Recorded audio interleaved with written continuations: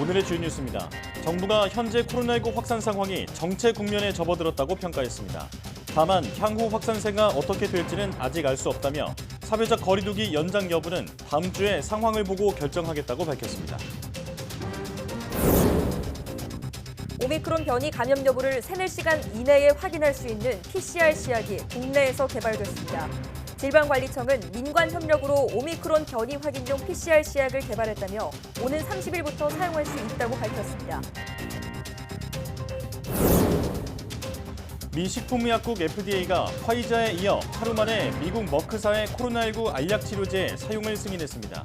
다만 18세 이하 환자의 경우 성장에 영향을 미칠 수 있다는 이유로 사용이 금지됐습니다. 미국 보건당국이 오미크론 변이 확산에 대응하기 위해 코로나19 무증상 감염 의료진의 자가격리 권고 기간을 10일에서 7일로 단축했습니다. 보건당국은 앞으로 오미크론 감염 급증으로 의료 인력난이 심해지면 격리 기간을 더 줄일 수 있다고 말했습니다. 영국은 코로나19 신규 확진자가 12만 명에 육박하며 다시 최다를 기록했습니다. 미국은 지난 22일 기준 주간 평균 하루 확진자 수가 16만 8천여 명으로 델타 변이 당시의 최고치를 넘어섰습니다.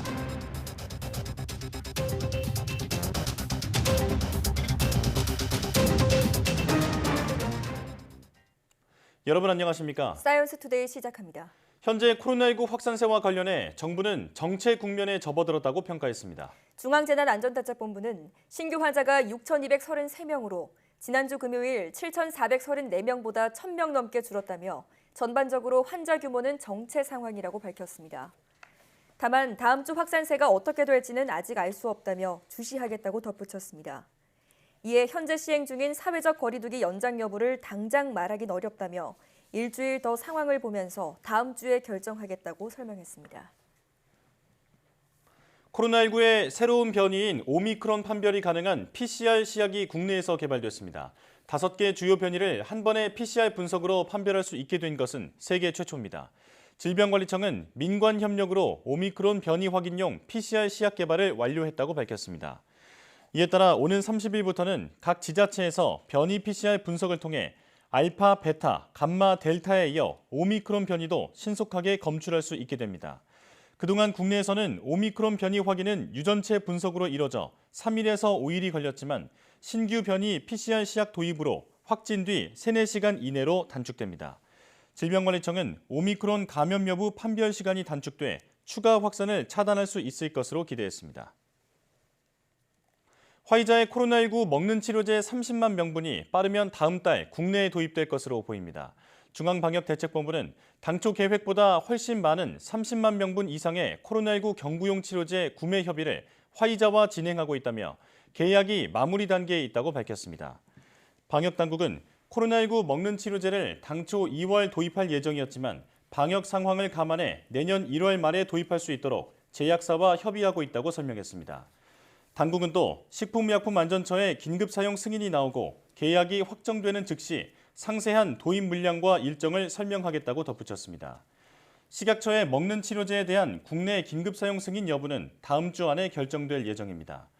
먹는 코로나19 치료제가 도입되면 재택치료 환자와 고위험군 등 경증 또는 중등증 환자에게 사용되며 감염병 예방법에 따라 정부가 모든 비용을 부담하기 때문에 개인 환자가 부담하는 비용은 없습니다.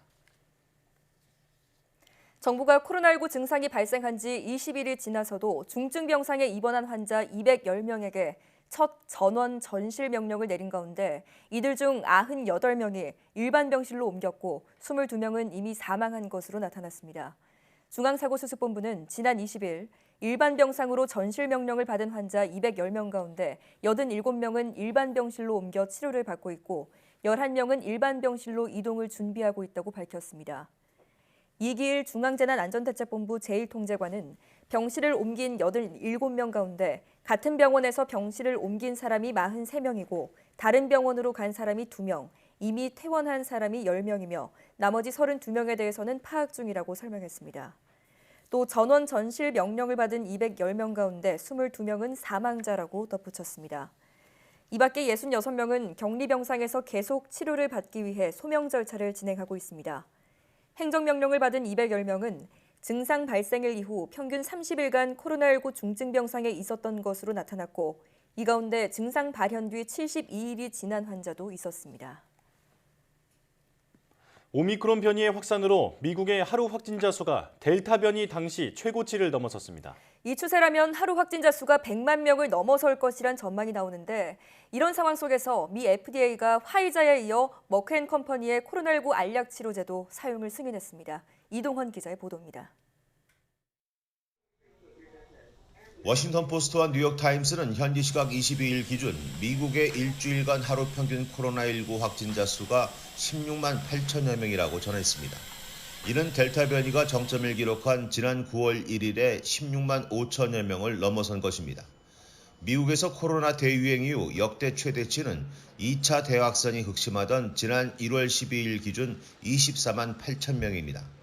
뉴욕타임스는 전염성이 강한 오미크론이 워싱턴 DC를 비롯해 뉴욕과 시카고 등 주요 대도시에서 거의 수직적 증가세를 기록하고 있다며 이 추세라면 올해가 가기 전에 일평균 확진자 수가 100만 명에 도달할 수 있다고 전망했습니다. 특히 연말 크리스마스 휴가 시즌을 맞아 미국 전역에서 이동이 크게 증가하고 있어 확산세에 기름을 부을 것이란 우려가 나오고 있습니다. 현지 시각 22일 기준 항공기 탑승객은 208만 명으로 팬데믹 이전인 2019년 같은 날 193만 명을 넘어섰습니다. 지난해엔 119만 명으로 절반 수준에 불과했습니다. 미 백악관은 크리스마스 연휴 기간 코로나19가 크게 번졌던 지난해와 올해는 다를 것이라며 방역 정책에 자신감을 거듭 확인했습니다. Now we're at the point where 200 million Americans are fully vaccinated. We have ample vaccines, we have ample boosters, we have supply of masks. We just ordered a historic sized set of tests. 미 식품의약국 FDA는 전날 화이자의 경구용 치료제 팍스로비드의 사용을 허가한 데 이어 머크앤컴퍼니의 가정용 코로나19 알약 치료제 몰루피라비르의 사용을 승인했습니다. 몰루피라비르의 경우 고령층과 비만 및 심장질환자 등 고위험군을 포함해 입원 가능성이 높은 경증 코로나19 환자를 대상으로 다른 치료제 대안이 없거나 의학적으로 적합한 경우에 한해 사용을 권장했습니다. YTN 이동헌입니다. 미국 보건당국이 오미크론 변이 확산에 대응하기 위해 코로나19에 감염됐지만 증상이 없는 의료진의 자가격리 권고 기간을 10일에서 7일로 단축해 일선에 투입하기로 했습니다. 미 질병통제예방센터 CDC는 의료기관 종사자가 격리 기간 중 증상이 없고 다시 음성 판정을 받을 경우 7일 이후에 업무에 복귀할 수 있다는 지침을 발표했습니다.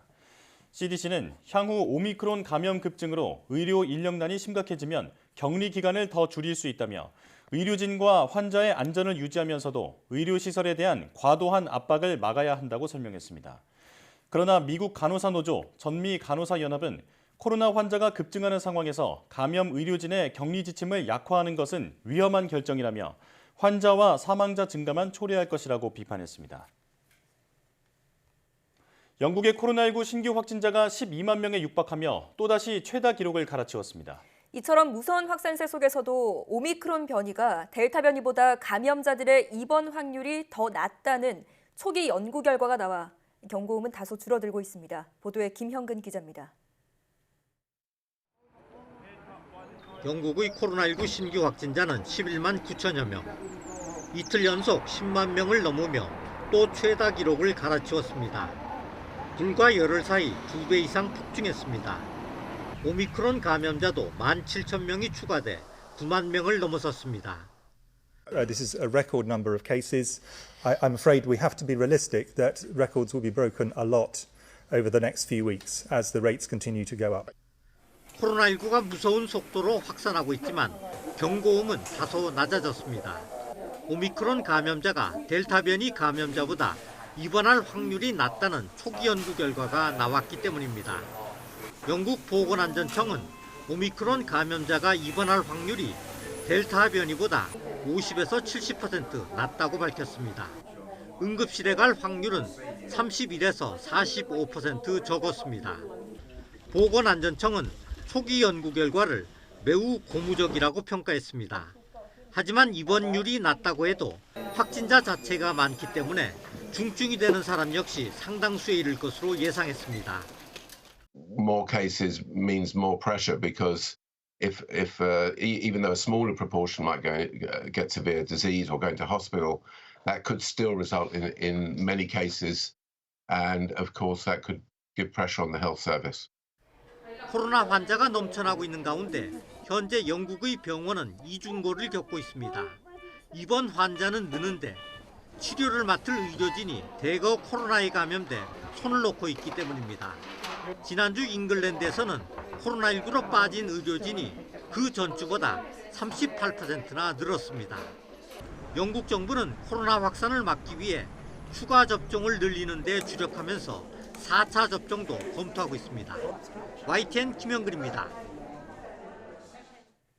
영국 연구진이 코로나19의 주요 증상이 더는 기침과 고열 등이 아니라며 감기 증상이 있으면 바로 코로나19 검사를 받아야 한다고 말했습니다. 영국 킹스 칼리지 런던 연구팀이 대부분 오미크론 양성 환자는 목 통증과 콧물, 또 두통으로 시작되는 일반 감기와 같은 증상을 느낄 것이라며 이같이 밝혔습니다. 연구팀은 코로나19의 주요 증상이 더는 반복적인 기침과 고열, 후각, 미각 상실 등이 아니라는 점이 명백해졌다며 오미크론 양성 환자는 일반 감기처럼 느낄 것이라고 설명했습니다. 또 초기 연구에서 오미크론 변이는 증상이 가볍고 입원율도 낮은 것으로 파악됐지만 전염력이 매우 강해 의료 체계를 압박할 수 있다고 덧붙였습니다. 코로나19의 새 변이 오미크론이 전 세계를 강타하고 있는 가운데 크리스마스와 연말이 성큼 다가왔습니다. 세계 각국은 감염 확산을 막기 위해 방역 고삐를 죄는데 안간 힘을 쓰고 있습니다. 김선희 기자가 보도합니다. 러시아 모스크바 크렘린 중앙광장에 28m 높이의 거대한 크리스마스 트리가 세워졌습니다. 화려한 LED 화환과 1,400개의 장식이 영롱하게 빛을 발합니다.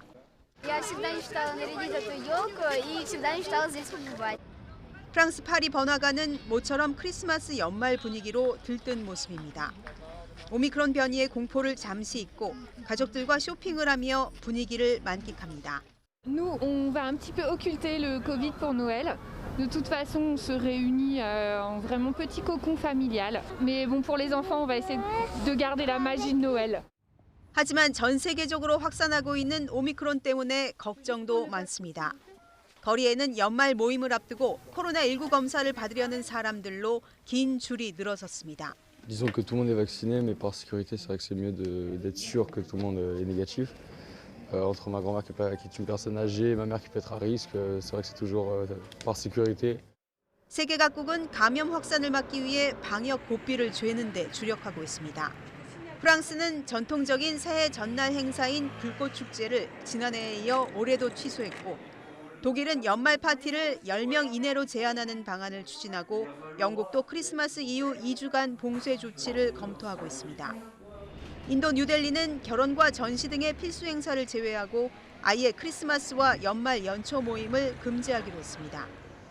각국이 연말을 맞아 방역 고삐를 죄고 있지만 대부분 크리스마스 이후 조치가 많아 크리스마스를 기점으로 감염 확산이 가속화되지 않을까 전전긍긍하고 있습니다. YTN 김선희입니다.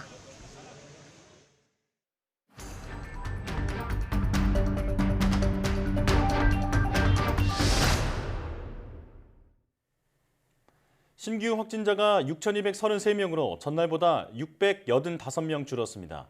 정부는 유행이 정체 국면에 들어갔다고 평가했는데 거리 두기 조치 연장이나 종료 여부는 다음 주 상황을 지켜본 후에 결정하겠다고 밝혔습니다. 자세한 상황 코로나19 브리핑에서 알아보겠습니다. 고려대학교 약학대학 김정기 교수 전화로 연결되어 있습니다. 교수님 나와 계시죠? 네, 안녕하세요. 네, 신규 확진자 수가 전날보다 600여 명 줄었습니다. 거리 두기 효과가 나타나면서 증가세가 둔화하고 있다는 분석이 나오고 있는데 교수님께서는 어떻게 보십니까?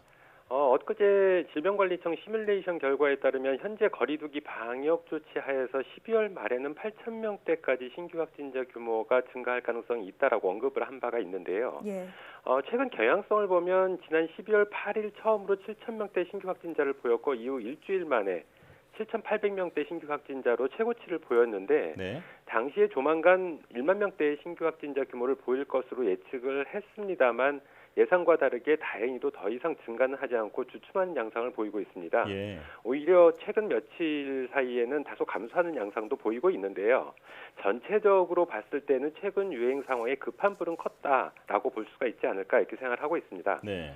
다만 최근 유행 상황에 대한 이런 부분은 최근 유행 상황에 대한 어떤 위기감으로 국민들께서 자발적으로 방역에 동참하시는 부분, 그리고 지난주 토요일부터 시행된 강화된 사회적 거리두기 재시행의 효과가 분명히 반영됐다 이렇게 보는 게 맞을 것 같고, 더불어서 특히 60대 이상의 어떤 3차 접종률 속도가 조금 더 빨라지고 있다, 이런 부분들이 함께 작용을 하면서 이 어떤 유행 상황이 좀 안정화됐거나 다소 감소하는 방향으로 가고 있다 이렇게 보는 게 맞을 것 같습니다. 예. 다만 뭐 크리스마스와 연말인 이번 주 주말하고 그리고 다음 주가 어떻게 보내느냐에 따라서 향후 양상은 또 달라질 수 있다 이렇게는 보고 있습니다. 네. 자, 급증세는 완화가 됐지만 위중증 환자는 사흘째 역대 최다를 기록하고 있는데요. 교수님께서 지난 이 시간에서도 전망을 하셨지만 한동안 위중증 환자 규모는 계속 커질 것이란 전망이 나오고 있습니다. 그 전망에는 변함이 없으십니까? 네, 맞습니다. 지금 신규 확진자 최고치를 보였던 지난주 확진자 중에서 일부가 위중증 환자로 발전을 하면서 이번 주에 이어서 다음 주까지 이런 위중증 환자 발생이 지난주 영향에 따른 발생이 이어질 가능성이 있거든요. 예. 이렇게 된다고 하면 이에 따른 사망자도 발생을 하면서 위중증 환자나 사망자 규모에 있어서는 다음 주에 다시 최고치를 보일 수도 있다 이렇게는 보고 있습니다. 네. 전체적인 위중증 환자 추이는 현재 평일인데도 신규 확진자 규모가 6천 명대 초반까지 감소는 했습니다. 예. 다만 아직은 신규 확진자가 아주 큰 폭으로 감소한 상황은 아니거든요.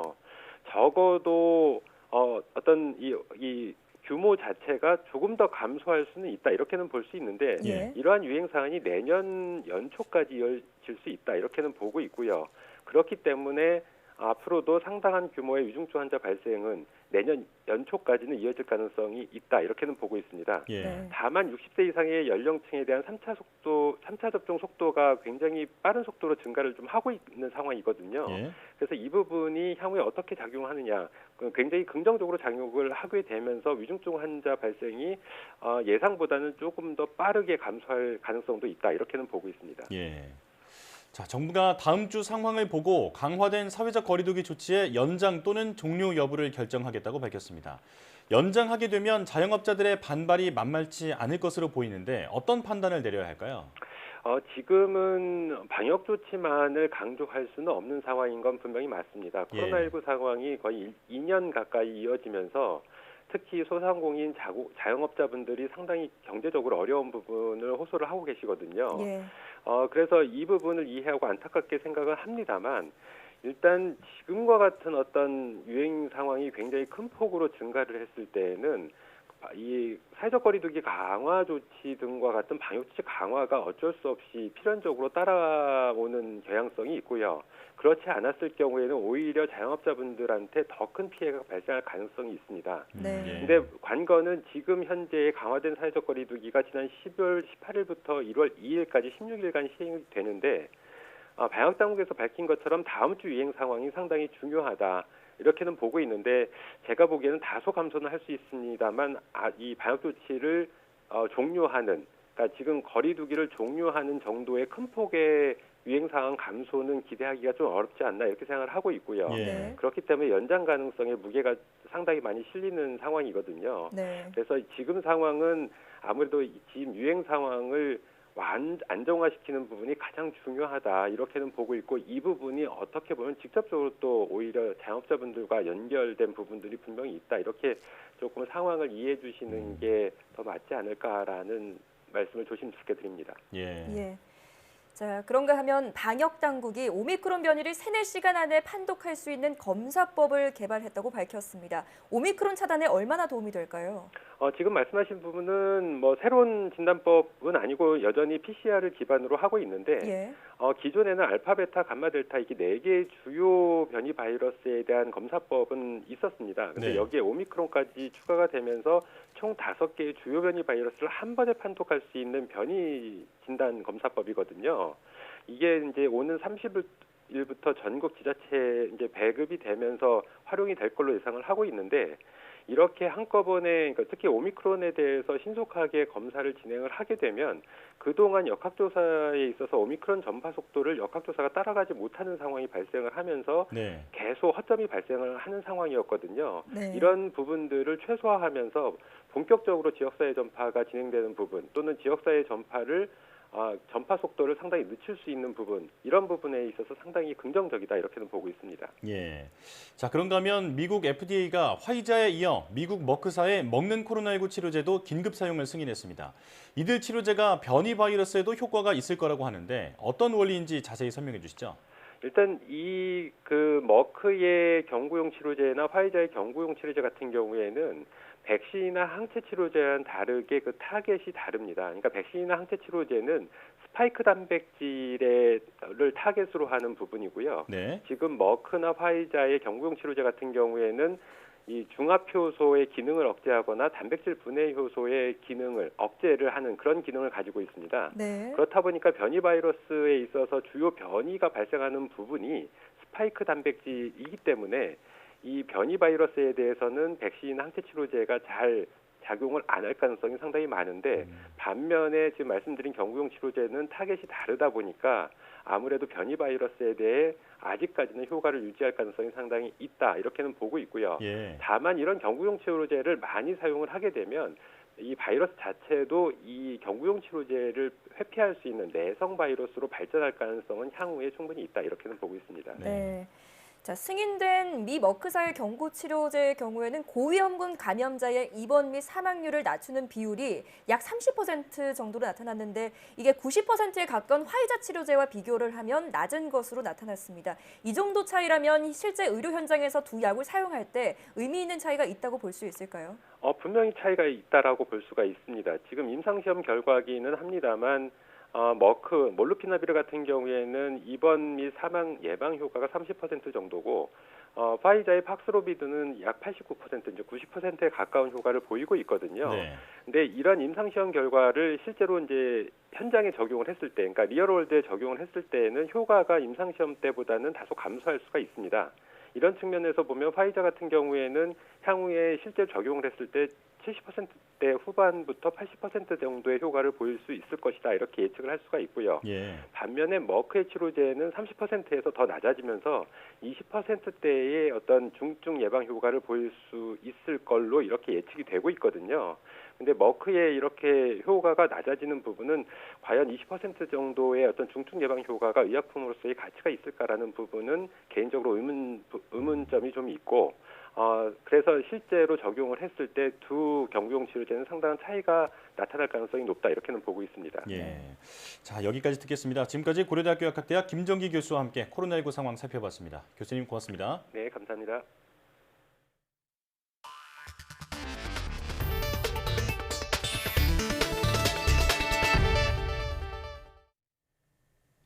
우리나라 과학기술의 현주소를 한눈에 볼 수 있는 대한민국 과학기술대전이 성황리에 열리고 있습니다.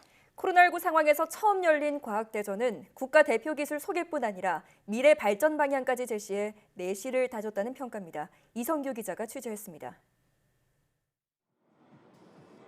VR 안경을 쓰고 특수 의자에 앉자 의자가 앞뒤로 움직이기 시작합니다. 롤러코스터를 탄 것처럼 짜릿함을 경험합니다. 지금 코로나 때문에 놀이공원이나 외출을 하기 쉽지 않은 상황이기 때문에 그래도 이렇게 실내에서 할 수 있는 놀이기구 간접 체험이라서 흥미로웠고 재밌었던 것 같습니다. 실제 축구를 하듯 아이들이 로봇 축구 게임을 즐깁니다. 앵커 체험 부스에는 가족 단위 관람객들이 마치 아나운서처럼 마이크를 잡았습니다. 호주를 간다면 한 명을 데려갈 수 있다면 누구랑 가고 싶으세요? 엄마랑도 가고 싶어요.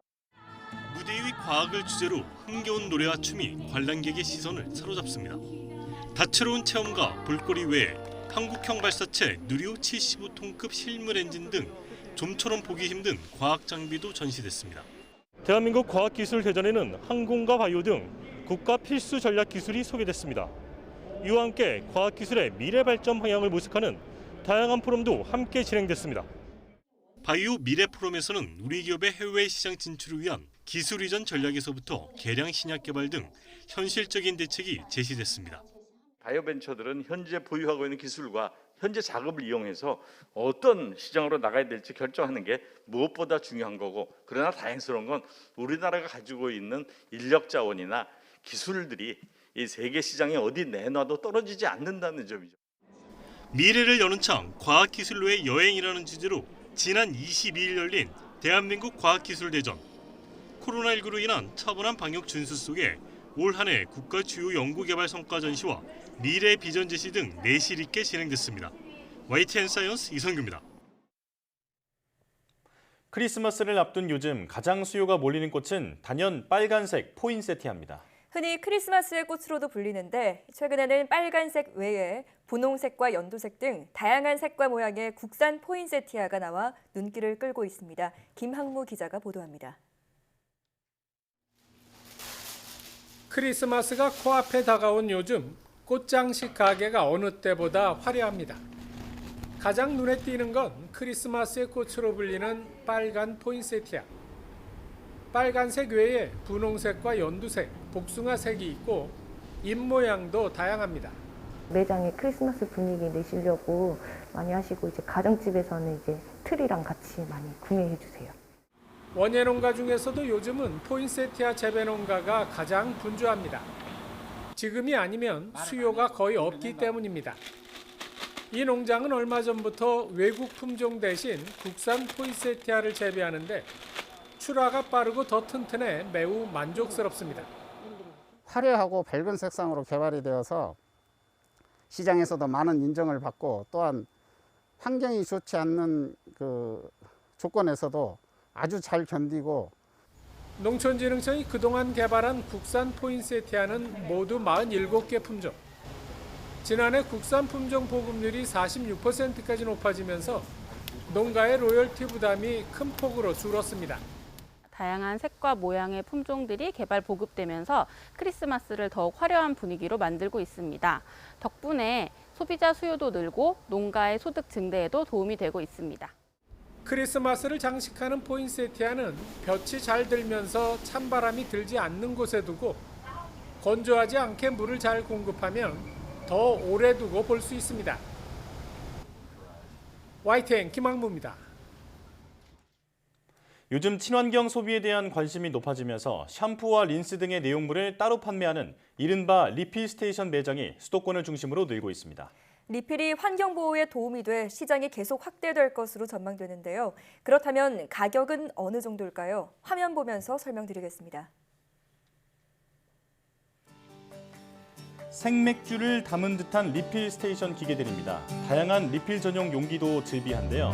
한국소비자원이 LG생활건강과 아모레퍼시픽, 아로마티카 등 3개 회사의 샴푸와 바디워시 제품을 리필 스테이션 매장가와 일반 매장 상품 가격과 비교 조사해봤습니다. 먼저 샴푸는 리필 스테이션 상품의 평균 가격은 100g당 2,531원으로 일반 매장에서 판매하는 동일 상품의 정가 100g당 4,220원 대비 평균 40% 저렴했고, 반값 상품이 수두룩함은 물론 53%나 저렴한 것도 있었습니다. 바디워시는 리필 스테이션 평균 판매가가 100g당 2,615원으로 일반 매장 정가 100g당 4,999원보다 평균 48% 저렴했고 최대 55.4%까지 저렴한 상품도 있었습니다. 다만 일반 상품의 경우 묶음 판매 같은 할인 요인 등이 있는 만큼 꼼꼼한 가격 비교가 필요하다고 소비자원은 덧붙였습니다. 인류 역사상 최고 성능을 갖춘 제임스 웹 우주망원경이 크리스마스인 내일 우주로 발사됩니다. 미 항공우주국 나사는 제임스 웹 우주망원경이 남미 프랑스령 기아나 우주센터에서 아리안 5호 로켓에 실려 현지 시각 내일 오전 9시 20분, 우리 시각으로 밤 9시 20분 발사할 예정이라고 밝혔습니다. 적외선 관측이 가능한 제임스 웹 우주망원경은 기존 허블 우주망원경보다 약 100배 정도 뛰어난 성능을 가져 130억 년 전 초기 우주 상태도 관측할 수 있을 것으로 기대되고 있습니다. 제임스 웹 우주망원경은 지구에서 150만 킬로미터 떨어진 라그랑주 L2 지점에서 우주를 관측하게 되며 발사 후 한 달 정도 날아간 뒤 6개월의 시험 운영을 거쳐 10년 동안 임무를 수행하게 됩니다. 제임스 웹 우주망원경의 발사 실황은 인터넷에서 실시간으로 볼 수 있으며 국립과천과학관도 한국 시간으로 25일 오후 8시 40분부터 발사 과정을 유튜브 생중계할 예정입니다. 서울 등 수도권과 강원도에 올겨울 첫 한파경보가 내려졌습니다. 기상청은 밤사이 기온이 큰 폭으로 떨어질 것으로 예상하면서 오늘 오전 10시를 기해 중부와 경북, 전북 등에 한파경보와 주의보를 발표한다고 밝혔습니다. 서울과 수도권, 강원도, 충북과 경북 일부에는 한파경보가, 충청과 전북, 경북 일부에는 한파주의보가 내려졌습니다. 기상청은 이번 겨울 들어 가장 강력한 한기가 밀려오면서 내일 아침은 철원이 영하 18도, 서울도 영하 14도까지 떨어지는 등 한파가 맹위를 떨치겠다고 밝혔습니다. 특히 찬바람이 강하게 불면서 체감온도는 영하 20도를 밑도는 곳이 많을 것으로 보입니다. 기상청은 이번 한파가 일요일 서울 기온이 영하 16도까지 떨어지며 절정을 이루겠고 다음 주 초반까지 이어질 것으로 보인다며 계량기 동파 등 시설물 피해에 유의해달라고 당부했습니다. 서울시는 이번 주말 강추위가 예상됨에 따라 25일 오전 9시를 기점으로 수도 계량기 동파 경계 단계를 발령한다고 밝혔습니다. 동파 경계 발령은 올겨울 들어 처음입니다. 동파 경계는 4단계 동파 예보제 중 3단계에 해당하며 하루 최저기온이 영하 10도 미만의 날씨가 이틀 이상 지속될 때 발령됩니다. 서울시는 또 동파 동결 피해의 신속한 복구를 위해 동파 대책 상황실도 24시간 운영합니다.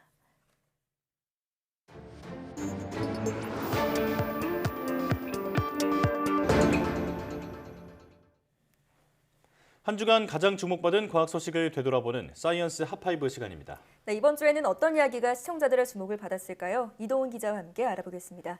어서 오세요. 안녕하세요. 네, 5위 소식부터 알려주시죠. 네, 미국 식품의약국 FDA가 이번 주에 이 먹는 코로나19 치료제의 긴급 사용을 승인을 했죠.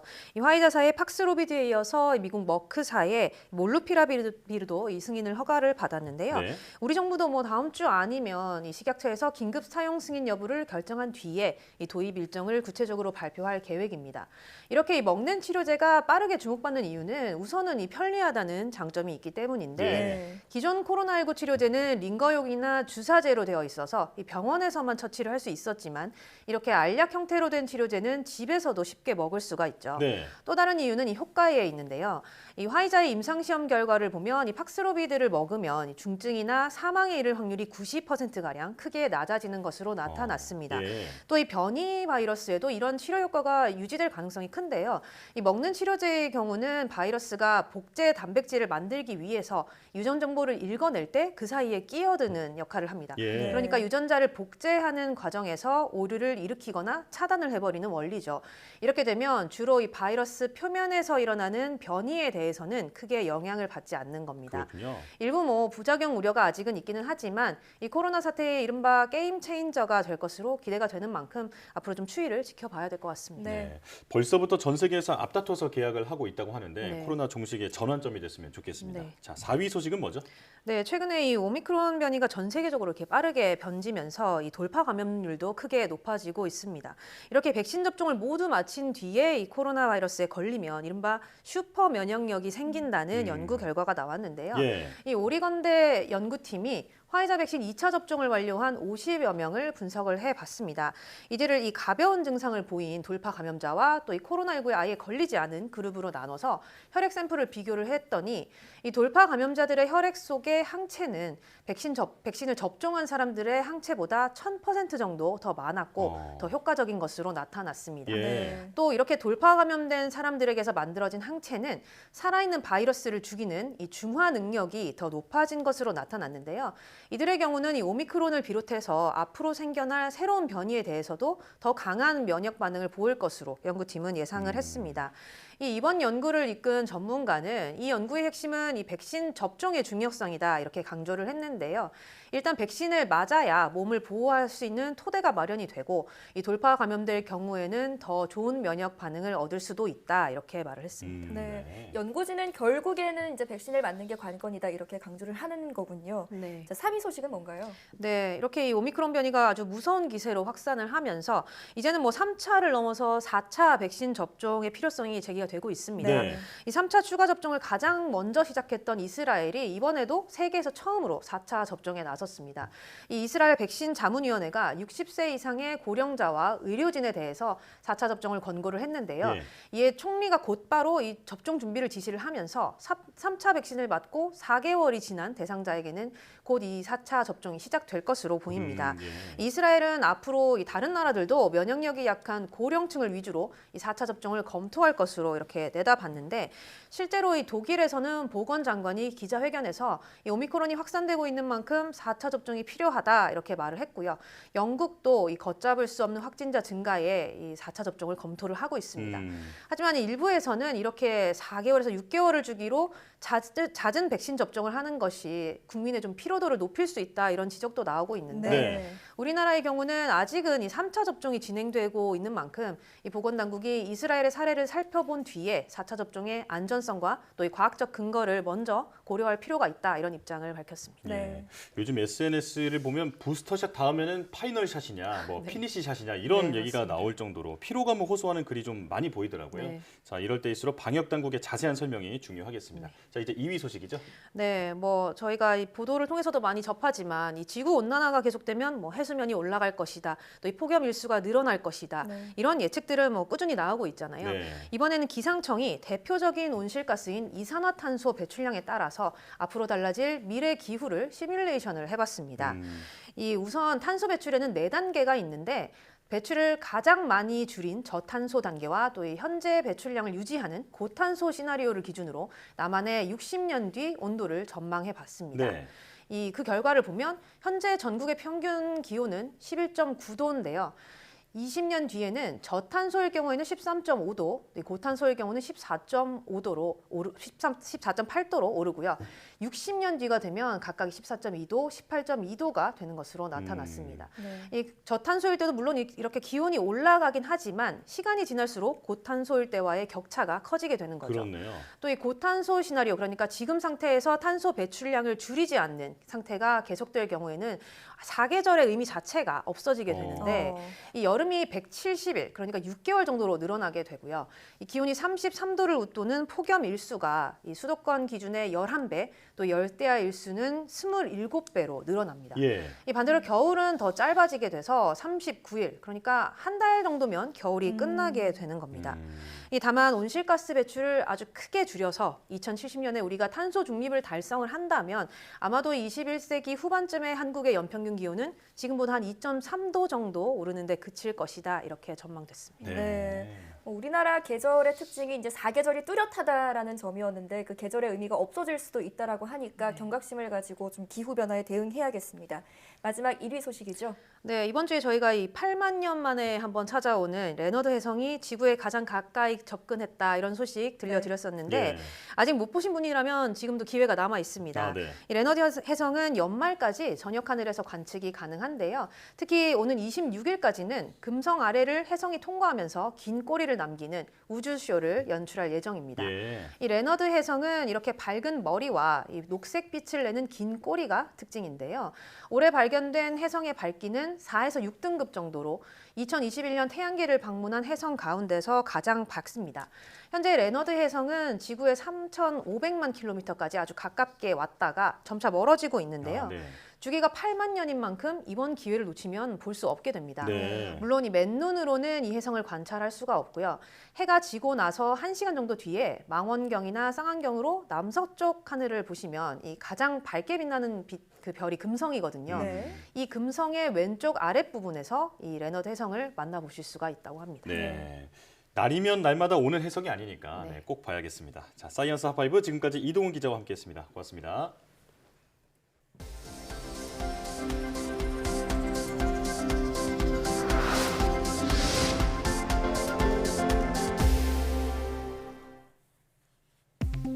비만이 치아 건강도 무너뜨린다는 연구 결과가 나왔습니다.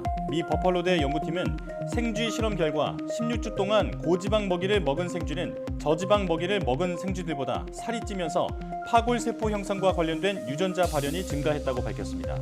또 파골세포가 활성화되면 분해되는 뼈가 새로 생성되는 뼈보다 많아지면서 치아를 지지하는 잇몸뼈가 무너져 치아를 잃게 될 위험이 커집니다. 실험실이나 병원에서 살균 방부제로 사용되는 포름알데히드가 인지 기능을 손상시킨다는 연구 결과가 나왔습니다. 프랑스 몽펠리에대 의대 연구팀은 직장에서 포름알데히드에 노출된 적이 있는 6,000명을 포함해 7만 5천여 명을 조사한 결과 포름알데히드에 노출된 그룹은 그렇지 않은 그룹보다 사고력과 기억력 손상 위험이 21%까지 높았다고 밝혔습니다. 또 포름알데히드에 노출된 뒤 시간이 오래 지난 사람은 비교적 최근에 노출된 사람보다 인지기능 손상이 적었다며 시간이 지나면 인지기능 저하가 회복된다는 의미일 수 있다고 덧붙였습니다. 사용 후 핵연료 처리 원천 기술을 확보할 때까지 연구개발 사업을 지속해야 한다는 전문가 권고가 나왔습니다. 과학기술정보통신부는 사용 후 핵연료 처리 기술 연구개발 적정성 검토위원회가 이 같은 내용을 담은 보고서를 제출했다고 밝혔습니다. 적정성 검토위는 파이로 공정과 소듐 냉각 고속로 연계 시스템이 기술성과 안전성, 핵 비확산성을 갖춘 기술로서 가능성이 있다며 R&D 사업을 지속하고 한미 공동연구 등을 지속해야 한다고 권고했습니다.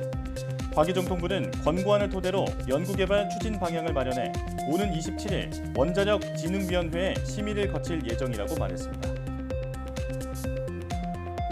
삼성전자가 데이터 읽기와 쓰기 속도가 기존 SSD보다 2배나 빠른 고성능 SSD 제품 PM1743을 개발했다고 밝혔습니다.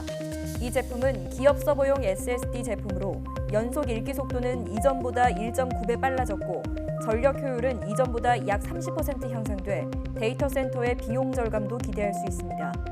삼성전자는 이 제품을 내년 1분기부터 본격 양산할 계획이며 메타버스와 인공지능 등 차세대 서버용으로 주로 활용될 것으로 보입니다.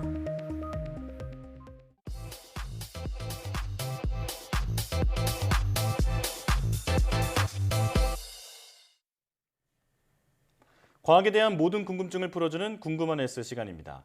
마취제가 없던 시절 수술은 공포 그 자체였습니다. 수술 중 쇼크로 사망하거나 세균 감염에 시달리는 일이 많았는데요. 여러 실험과 검증을 통해 마취제가 등장했고 이는 의학 발전의 밑거름이 됐습니다. 마취제의 과학에 대해 지금 바로 화면으로 만나보시죠.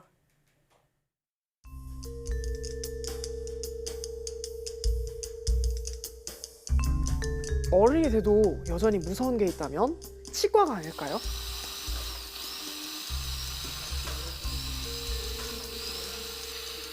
윙하는 소리이며 날카로운 도구를 보면 저절로 손발이 움츠러드는데 그럴 때면 이 수면 마취로 잠든 사이에 치료받고 싶다는 생각이 간절하게 듭니다. 이런 통증과 두려움에도 이 마취를 찾게 되는데 이 마취 없이 어떤 수술을 받는다고 생각하면 어떨까요? 정말 끔찍하겠죠? 그런데 과거에는 마취 없이 수술을 받은 사람들이 많았다고 합니다. 마취는 19세기에 들어서야 본격적인 연구와 실험이 진행됐는데요. 그 이전에는 수술 도중 환자가 고통을 이기지 못하고 이 쇼크로 죽는 경우가 많았고 수술을 하기 전에 저런 고통을 당할 바에 차라리 죽는 게 낫겠다고 생각한 환자도 많았다고 합니다. 그래서 고대 시대부터 수술 시 마취를 시도하려는 노력이 많았다고 하는데요. 이집트의 파피루스에는 술을 마시면 평상시와 달리 통증이 감소한다는 것을 알고 술을 마취제로 사용하기도 했고요.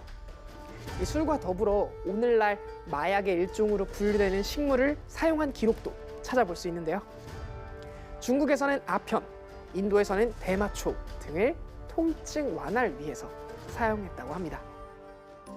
18세기에 이르러 아산화질소나 암모니아, 산소 등 상온에서 기체 상태로 존재하는 물질이 발견되었고 과학자들은 이런 기체를 흡입하면 몸의 상태가 달라진다는 것을 알게 되었습니다. 이들은 특정 기능을 가진 가스를 마시면 몸을 원하는 상태로 바꿔 질병을 치료할 수 있다고 생각했고 기체 치료 학회를 결성해 적극적으로 연구를 시작합니다. 그러나 기체를 이용해 질병을 치료하는 것이 아닌 질병을 치료하기 위한 마취 효과를 발견할 수 있었습니다. 그들이 실험한 가스 중에는 오늘날 웃음 가스라고 불리며 어린이들의 치과 치료에 사용되는 아산화질소가 있었습니다. 아산화질소는 1772년 영국의 화학자 프리스틀리가 발견했고 이후 험프리 데이비가 이 가스를 흡입한 사람들이 기분이 좋아져 걱정이 줄고 자제력을 잃는다는 사실을 알아냈습니다.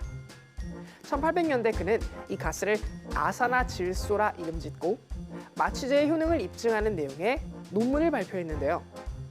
하지만 아산화질소는 처음에는 의료 목적이 아닌 당시 부를 축적한 신흥 귀족들의 파티에서 유흥의 수단으로 사용됐습니다. 그러던 1844년 미국 코네티컷주의 치과 의사인 웰스는 웃음가스 파티에 참석했다가 다리에 상처를 입은 남자를 발견했습니다. 남자는 다리에 상당한 피를 흘리고 있었지만 통증을 느끼지 못했고, 웰스는 여기서 이 웃음가스를 마취제로 사용할 수 있다는 아이디어를 얻게 되었습니다. 그는 마취제로서의 가능성을 확인하려 웃음가스를 들이마시고 자신의 사랑니를 뽑았고 통증이 없다는 것을 깨달았습니다. 이후 외과 의사들을 모아놓고 최초로 마취제 공개 실험을 했는데요. 어느 충치 환자의 이를 뽑았는데 웃음가스의 양이 적었던 탓인지 아니면 마취가 돌기 전에 서둘러 발치를 한 탓인지 환자는 고통을 참지 못해 비명을 질렀고 실험은 실패로 돌아갔습니다. 하지만 그 실험을 지켜본 다른 치과 의사 윌리엄 모터는 마취제를 이용해 발치하는 연구를 계속했고 아산화질소 대신 에테르를 마취제로 이용했습니다.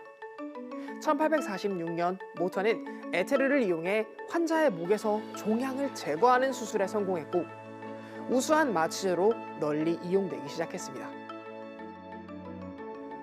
에테르를 이용한 수술법은 영국에도 전파되었는데요. 영국의 산부인과 의사였던 제임스 심슨은 분만할 때 산모의 통증을 줄이기 위해 에테르를 사용했지만 냄새가 역했던 탓인지 산모들은 토하기 일쑤였는데요.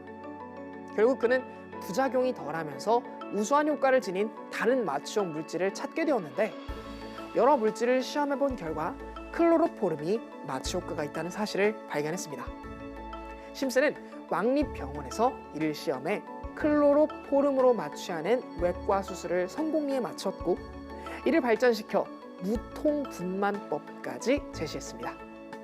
나중에는 영국의 빅토리아 여왕도 분만 시에 클로로포름을 사용했는데요. 그러나 클로로포름에도 부작용과 위험성 등이 발견되면서 오늘날에는 마취제로는 잘 사용하지 않고 살충제나 곰팡이 제거제 등 다른 용도로 많이 사용되고 있습니다. 이후 정맥으로 주사하는 티오펜달이 개발되었는데요. 주사액이 투여되면 45초 만에 빠르게 마취 효과가 나타났습니다. 그러나 마취 지속 기간이 짧아 주로 단시간 수술에만 사용됐는데요. 티오펜달이 요긴하게 쓰인 곳은 병원보다 미국 경찰과 중앙정보국이었습니다. 범죄 혐의자에게 티오펜달을 주사하면 유사 최면 상태에서 대화할 수 있는데요. 마취하면 흔들어도 깨지 않는 전신 마취와는 달리 티오펜달은 잠을 살짝 들게 만들어 범죄자의 자백을 받을 수 있었어요. 그러나 1963년 미국 대법원은 자백량으로 얻어낸 정보는 법적 효력이 없다고 판결했고 티오펜달은 사라지게 되었습니다. 이후 가장 효과적이면서 안전한 마취제로 프로포폴이 사용되고 있습니다. 마취가 빠르고 회복 시간이 짧다는 장점이 있는데요. 하지만 무분별한 프로포폴 투약 역시 문제점이 되고 있습니다. 국내에서는 이런 이유로 부정적으로 인식되고 있지만 해외에서는 부정적 기억인 트라우마를 선택적으로 지우는 등 다양하게 활용되고 있다고 합니다. 오늘 궁금한 S에서는 마취에 대한 과학에 대해 알아봤는데요. 여러 실험과 검증을 통해 안전하고 신속한 마취제가 탄생할 수 있었던 것 같습니다. 그럼 궁금한 S는 여기서 인사드릴게요. 과학에 대한 궁금증이 있다면 언제든 유튜브에 사이언스 투데이를 검색해주세요. 이상 궁금한 S였습니다.